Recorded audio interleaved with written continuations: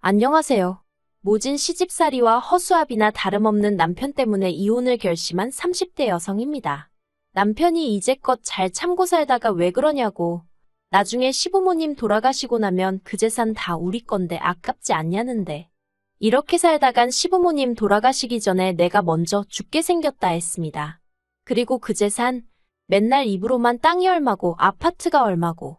솔직히 믿음도 안 가요. 그렇게 팔기만 하면 다 돈인데 어째서 매번 아들 며느리 주머니 털어갈궁리만 하시는 건지. 아무튼 그동안의 세월을 모두 쓰자면 너무 길어질 것 같지만 그래도 한번 적어보겠습니다. 이래야 제 속에 쌓인 울분이 좀 풀리지 않을까 싶거든요. 남편과는 대학교 CC였어요. 남편은 저보다 3살 연상으로 졸업을 앞두고 있었죠. 저희는 누가 먼저랄 것 없이 서로한테 끌렸고 그렇게 연인 사이가 되었습니다. 그런데 부끄러운 이야기지만 조심한다고 조심했음에도 불구하고 제가 임신을 했더라고요. 너무 당황스러웠죠. 상황이 상황인지라 기쁘고 그런 것도 느낄 새가 없었고 그저 이 일을 어떻게 해결해야 하나 그 생각만 들대요. 낳아서 키운다는 건 가당치도 않다고 생각했으니까요. 그렇게 이틀을 꼬박 밤을 샜고 어쨌든 남편에게 말은 해야겠다 싶어서 남편을 만났습니다. 그런데 왜인지 만나자마자 감정이 주체가 안 되더라고요. 그래서 한참을 그렇게 영문도 모르는 남편 앞에서 눈물을 쏟아내곤 임신 사실을 고백했어요. 그리곤 걱정 말라고 지울 거라고 덧붙였죠. 그런데 남편도 당연히 지우자고 할 줄 알았는데 남편이 울며 불며 매달리는 거예요. 자기가 무슨 수를 써서라도 책임지겠다고 그러니 지우지 말고 낳아서 키우자고요. 그리고 그런 남편을 보니 굳게 먹었던 제 마음이 흔들리대요. 이 사람을 믿고 한번 따라가 볼까 싶었달까요? 사실 저는 배경이 좋지 않아요. 더 정확히 말하자면 가정환경이 불우했다고 해야겠네요. 제 이야기를 조금만 해보자면 저희 친정부모님은 제가 중학생일 때 이혼을 하셨고 이후로 저는 친정어머니와 지내기 시작했어요. 그리고 솔직히 친정어머니와 지내는 건 쉬운 일이 아니었습니다. 평생을 전업주부로 사시던 어머니셨으니 갑자기 당신이 나가서 돈을 벌어야 한다는 사실 자체를 받아들이기 힘들어 하시는 눈치셨죠. 당신 딴에는 어떻게든 살아보시려고 이일저일 해보시는 듯 했는데 왜인지 오래 버티질 못하셨고요. 아무튼 상황이 그렇다 보니 제 스스로가 어머니께 큰 짐덩어리처럼 느껴지대요. 그러다 제가 고등학교에 들어가던 해 친정어머니가 재혼을 하셨습니다. 제 또래의 딸을 둔 남자분이셨는데 어머니가 많이 의지를 하시는 눈치였어요. 하지만 그것보다 더 저를 괴롭게 한 건 그분 딸이 몸이 많이 아팠거든요. 남의 도움 없이는 거동도 불편해했고요. 그런데 그 딸의 수족 노릇을 제가 해줬음 하더라는 거예요. 저희 어머니가 그러더라고요. 제가 그 딸한테 잘해주면 그분한테 당신 체면이 설 것 같다나. 그런데 저는 그런 어머니에게 솔직히 너무 실망을 했습니다. 이혼할 때도 그렇고 재혼할 때도 그렇고 지금도 그렇고 엄마한테 내 입장이란 건 아무 상관이 없구나. 그런 생각이 들었으니까요. 그래서 그 길로 아버지한테 전화를 했어요. 그리고는 그간 어머니와 있었던 일과 어머니의 재혼 소식도 알렸고 아버지한테 저 좀 거둬주시면 안 되냐 물었죠. 그랬더니 아버지도 조금 당황하신 듯 했어요. 단박에 그래 와라 소리가 나오진 않았거든요.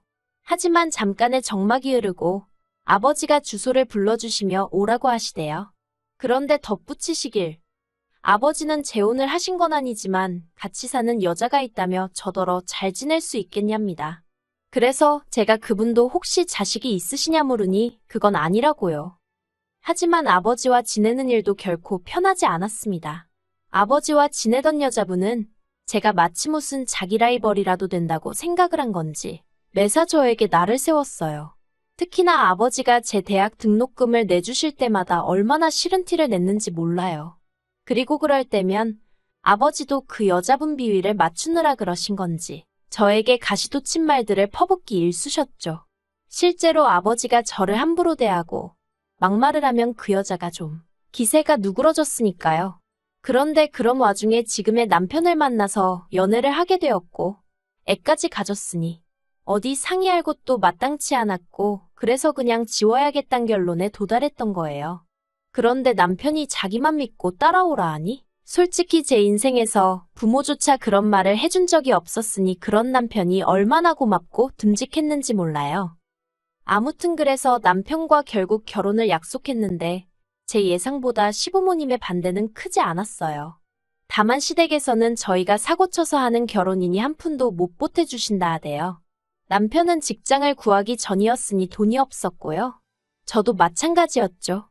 그래서 어쩔 수 없이 시댁에 들어가 살기 시작했습니다.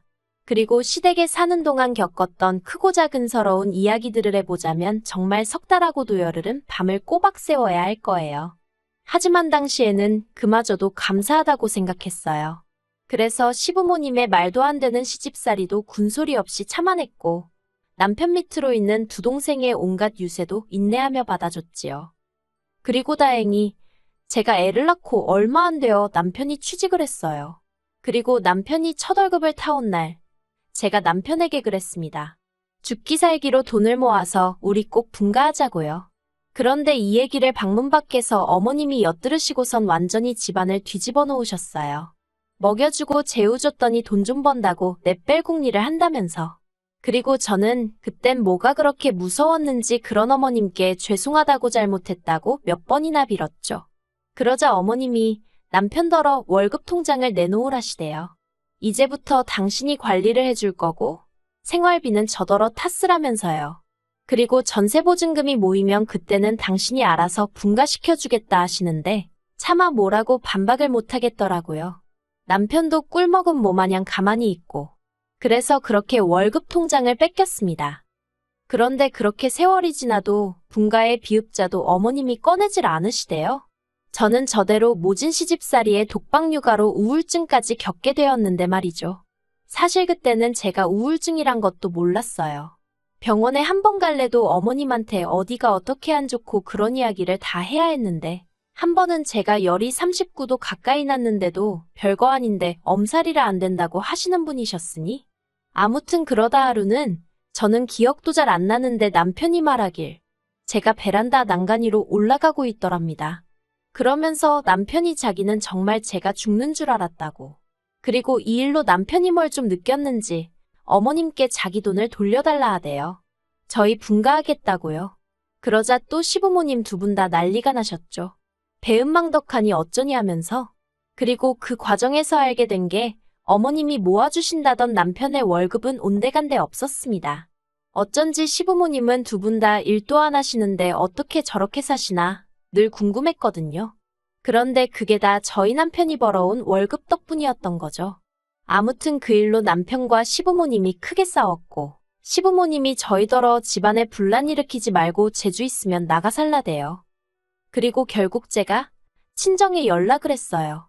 친정어머니한테 그간의 이야기를 하곤 얼마가 되던 좋으니 마지막이다 생각하고 돈 좀 빌려달라고요.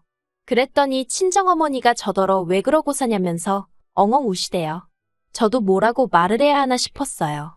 엄마 탓이라고 원망이라도 해볼까? 그런데 그래봤자 달라지는 게 뭐가 있나 싶은 거예요. 그래서 그냥 저도 엉엉같이 울었습니다. 친정아버지 반응도 비슷했어요. 애비 노릇을 못해줘서 미안하다고. 아무튼 그래서 어찌저찌 2,500만 원이란 돈을 마련했고 그렇게 저희가 분가를 했습니다. 그런데 저희가 분가를 하고 나니까 그때부터 어머님이 매일같이 전화를 하셔서는 사람을 집요하게 괴롭히시대요. 니네만 잘 먹고 잘 살면 다냐면서. 가족들은 안중에도 없냐 별의별 억지를 쓰셨죠. 그리고는 급기야 남편이 받아오는 월급의 절반을 요구하셨어요. 당신들도 먹고 살아야 할 거 아니냐면서. 그리고 결혼도 안 한 동생들은 저렇게 내버려 둘 거냐. 그래서 제가 친정의 돈도 갚아야 하고 안 된다고 했거든요. 그랬더니 친정에서 너한테 해준 게 뭐가 있냐면서 막말로 너 배불러 오고 애 낳고 몸조리하고 그럴 때 네 옆에 네 애미가 있었냐 내가 있었냐. 솔직히 옆에 계셨던 분이 어머님이었던 건 사실이었죠. 다만 저를 위해 있어주신 게 아니셨지만요. 하지만 이런 이야기까진 안 했고 아무튼 월급의 절반씩이나 드릴 수는 없다고 했어요. 그리고 결국 달에 30만 원씩 드리는 걸로 합의를 봤는데 저더러 이기적인 X라고 하시대요. 하지만 그래도 분가 후에는 일이 좀 잘 풀려갔어요. 아이는 어린이집을 보내고 저도 그 사이에 아르바이트를 시작했거든요. 그랬더니 돈이 곧잘 모여서 애 유치원 들어갈 때쯤에는 그래도 남들 하는 거 흉내는 내고 살게 되대요. 게다가 어쨌든 신우랑 시동생 다 대학 졸업하고 자기 밥벌이까지 하게 되었으니 시댁에 들이던 생활비도 줄였죠. 물론 덕분에 한바탕 난리가 났었습니다. 이번엔 시부모님뿐만 아니라 신우까지 가세를 해서 아주 발악을 하더라고요. 저만 아니었으면 자기 오빠 훨씬 좋은 여자 만나서 더 잘 살았을 거고 그 여자가 자기 집에 엄청 잘했을 거라면서요. 그래서 저도 신우더러 나도 그때 임신만 안 했으면 이렇게 살 일은 없지 않았겠냐고 했어요. 막말로 내가 시댁에 와서 뭘 그렇게 받고 누리며 살았냐고요. 그리고는 이제 더는 시댁에 아무것도 안 하겠다 했습니다. 홧김에 한 말이었지만 진심이었어요.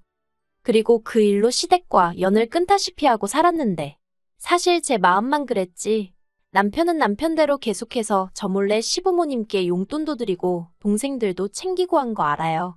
알지만 큰 소리 내기 싫어서 말을 안 했을 뿐이죠.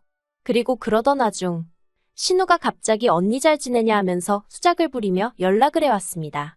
그리고 아니나 다를까 용건이 있더군요. 자기가 곧 시집을 가는데 남자 쪽에서 집을 해오니까 자기도 한 5천은 들고 가야 될 것 같다면서 저더러 오빠랑 상의해서 돈 좀 마련해달라나요? 아무래도 남편한테만 말해서 될 일이 아닌 것 같으니 나한테 연락을 한 거겠지 싶으면서 괘씸하고 한편으론 어림없다 싶었죠. 그런데 남편이 해주자는 거예요. 그거 안 해가면 평생 눈치 보고 살지 않겠냐면서. 그래서 그거 해줬다간 너 죽고 나 죽는 거라 했어요. 당신 가족들이 나를 어떻게 대했는지 옆에서 다 봐놓고 신우가 눈치 보고 살게 되는 건 걱정이냐고 악을 쓰면서 말했죠. 그래서 결국 신우 시집 갈 때 한 푼도 안 해줬어요. 그랬더니 결국 시부모님께서 사시던 집 팔고 시동생이랑 셋이 전세로 이사가 돼요. 신우는 시집 갔고요. 제가 남편더러 겉보라고 다 방법이 있으면서 왜 우리한테 그러시는 건지 모르겠다 했습니다. 그랬더니 남편이 저더러 지독하다대요. 그러다 지난 겨울 그간 겨우겨우 모은 돈에 대출 좀 껴서 마침내 아파트 하나를 샀어요. 방 3개, 화장실 2개, 남편과 저 그리고 저희의 3식구. 평생 살 집이다 생각하고 산 집이었죠. 그런데 이 소식을 남편이 시부모님께 전했고 시부모님이 잘 됐다며 전세 계약 끝나는 대로 저희 집으로 들어와야겠다고 부탁도 아니고 통보를 해왔습니다. 제가 남편더러 말도 안 되는 소리 하지 말라고 했어요. 내가 미쳤다고 또 식모살이하게 생겼냐고 죽어도 같이 안 산다고 했죠. 그랬더니 남편이 하는 말이 공짜로 들어오신다는 것도 아니고 지금 사시는 집 보증금 빼서 우리 주신다는데 뭐가 그렇게 문제냐입니다. 그리고는 시부모님이 돈이 없어서 그런 게 아니라 물려받으신 땅도 있고 또 지방 어디에도 집이 있고 그래서 제가 그럼 그거 다 팔아서 궁궐 같은 집 짓고 사시면 되지. 왜 합가를 하자는 거냐 따졌죠. 그랬더니 남편이 한다는 말이 가관이에요. 그건 잘 뒀다가 저희 물려주려고 하시는 거라며 시부모님도 다 계획이 있으시다나요? 어이가 없어서 다 필요 없다 했습니다. 남편더러 시부모님 계획이 뭔지 나는 모르겠고 시부모님 재산도 하나 갖고 싶지도 않다. 그러니 사람 힘들게 하지 말라고요. 그런데 시부모님이 포기를 안 하시대요. 급기야 연락도 없이 쳐들어오듯 집에 오셔서는 저희 애를 뭐라고 구워 삶으셨는지 애까지 할머니 할아버지랑 같이 살고 싶다 그러는데 그래서 제가 애더러 그러면 오늘 할머니 할아버지 가실 때 따라가라고 했습니다. 그리고는 여행 가방에 애 짐을 싸기 시작했어요. 솔직히 진짜 보낼 생각은 없었고 생쇼나 마찬가지였죠. 그런데 시부모님은 제가 진짜로 애를 보내려는 줄 아셨나 봐요. 저더러 진짜 모질다면서 이래서 처음부터 마음이 안 들었다나 그러더니 저더러 나무가 아니라 숲을 봐야 한다면서 자기들한테 좀 잘 보이려고 해보래요. 그러면 자기들 죽고 나서 그 재산 다 어디로 가겠냐고요. 그래서 그 재산 실컷 쓰고 돌아가시라 했습니다. 살아서 자식 괴롭히지 마시고 그 돈으로 좋은 거 먹고 좋은 데 다니다 가시라고요. 그리고는 내 집에서 그만 나가달라 하니까 이게 왜 네 집이냐 내 아들 집이지 하고 나오시는데 그럼 그렇지 그 소리 왜 안 하시나 했어요. 그래서 한번 이 집이 정말 누구 집인지 따져볼까요? 하고는 남편더러 그 자리에서 이혼하자 했습니다. 그리고 며칠 뒤 남편하고 밖에서 따로 만나서 대화를 나눴어요. 남편이 합가 얘기는 다신 안 꺼내겠다며 저더러 그만 시위하고 집으로 들어오라대요. 그래서 제가 당신 눈엔 이게 시위하는 걸로 보이냐? 나는 살려고 발악하는 거라고 했더니 남편도 한숨만 내쉬고 더는 뭐라 말을 안 하더군요.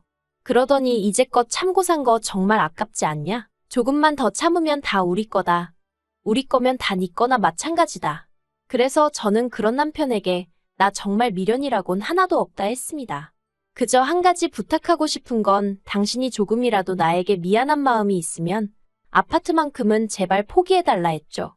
그랬더니 생각해보겠다고 하대요. 그리고 결국 아파트는 제가 갖게 되었어요. 다만 남편이 애는 자기가 데려가겠다대요.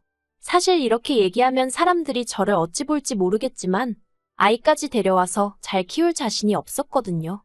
이혼하고 돈 없는 엄마랑 같이 사는 게 자식 입장에서 얼마나 눈치가 보이는 일인지 누구보다 제가 잘 아는데 차마 되물림할 수는 없잖아요. 그래서 남편이 애 데려가겠다는데 안 된다고를 못했어요. 오히려 조금은 다행이다 싶었죠. 솔직히 사이다우기 같은 건 없어요. 그저 제 마음이 편해졌다고 해야 할지. 아이랑 자주 연락하고 지내는데 다행히 아이가 저를 원망하는 것 같지도 않고요. 하지만 분명히 상처는 받았을 테니 엄마로서 평생 미안한 마음으로 살아야겠죠. 참 그리고 지금은 직장 생활에 열을 올리는 중입니다. 그동안에도 쉼없이 일을 해오긴 했는데 이번에는 지인의 소개로 제대로 된 직장에서 정규직으로 일하게 되었거든요. 처음으로 도망치듯 쫓기듯이 하는 일이 아니라 제가 하고 싶어 하는 일이라 그런지 매일매일 즐겁고 피곤한 줄도 모르겠어요. 비로소 숨통이 트인 기분이에요. 더는 이유 없이 욕먹고 눈치 봐가며 살지 않을 겁니다. 제 인생에서 저도 행복할 자격이 있으니까요.